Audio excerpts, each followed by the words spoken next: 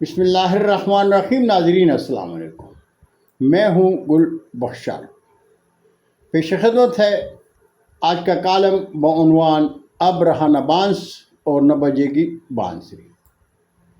ناظرین، نامعلوم وجوہات کی بنا پر میرے دو موبائل فون میں میرے واٹس ایپ اکاؤنٹ بند کر دیے گئے ہیں۔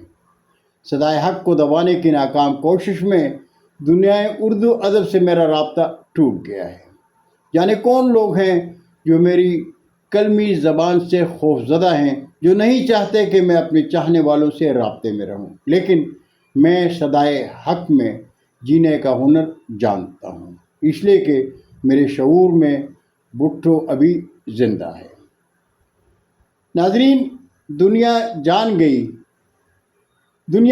گئی ہے کہ دور حاضر میں پاکستان کے حکمران امریکہ کے غلام ہیں۔ اسلامی جمہوریہ پاکستان میں انصاف نام کی کوئی چیز نہیں ہے۔ پاکستان کی سپریم کورٹ وردی کی غلام ہے۔ موجودہ حکمران وہی کچھ کر رہے ہیں جو انہیں کہا جاتا ہے۔ ان کے ضمیر مر چکے ہیں یا اپنی موت سے خوفزدہ ہیں۔ وردی کے غلام سپریم کورٹ نے کہا ذوالفقار علی بھٹو قاتل ہے، اس کو پھانسی دو۔ سپریم کورٹ نے کہا ذوالفقار علی بھٹو معصوم تھا، بھٹو کی پھانسی غلط تھی۔ سپریم کورٹ نے کہا میاں محمد نواز شریف صادق اور امین نہیں، چور ہے، تخت اسلام آباد سے اتار دیا۔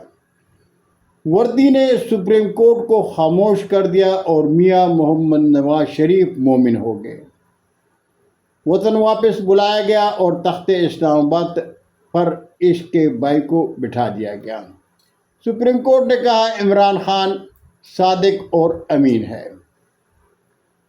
سپریم کورٹ نے کہا عمران خان چور ہے، تخت اسلام آباد سے اتار کر اڈیالہ جیل میں خاتون اول کے ساتھ قید کر دیا۔ اسلامی جمہوریہ پاکستان کی سپریم کورٹ نے وہی کچھ کرنا ہے اور کہنا ہے جو انہیں کہا جاتا ہے۔ گزشتہ برس ہونے والے عام انتخابات میں تحریک انصاف انتخابی نشان بلے کے بغیر میدان میں اتری اور پاکستان کی عوام نے انہیں اعتماد کا ووٹ دیا، لیکن صبح کے اجالے میں ان کے مینڈیٹ پر ڈاکہ پڑا اور تحریک انصاف کے ساتھ پوری دنیا منہ دیکھتی رہ گئی۔ قومی اور صوبائی اسمبلی میں مخصوص نشستوں کا معاملہ لٹک گیا۔ تحریک انصاف کی مخصوص نشستوں پر لٹیروں کی نظر جم گئی۔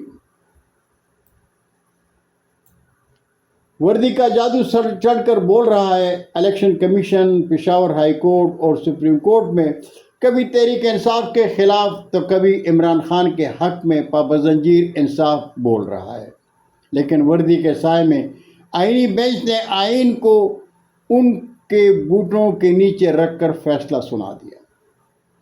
حتمی نتیجہ یہ نکلا کہ قومی اسمبلی سمیت ملک کی 3 صوبائی اسمبلیوں کی 77 مخصوص نشستیں تحریک انصاف سے چھین کر درباری جماعتوں کو خیرات میں دے دی گئی۔ تحریک انصاف کو مخصوص نشستوں سے محروم کر کے حکمران اتحاد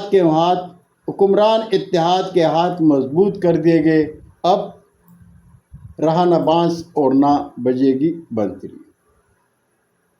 بہت شکریہ ناظرین، یہ تھا آج کا کالم۔ زندگی نے ساتھ دیا تو برقی رابطے میں پھر ملاقات ہوگی۔ اجازت چاہوں گا، جاتے جاتے درخواست ضرور کروں گا کہ میرا چینل سبسکرائب کریں، دوستوں کے ساتھ شیئر کریں اور چینل کی گھنٹی ضرور بجائیں۔ اللہ ہم سب کے پاکستان کا حامی و ناصر ہو۔ پاکستان زندہ باد۔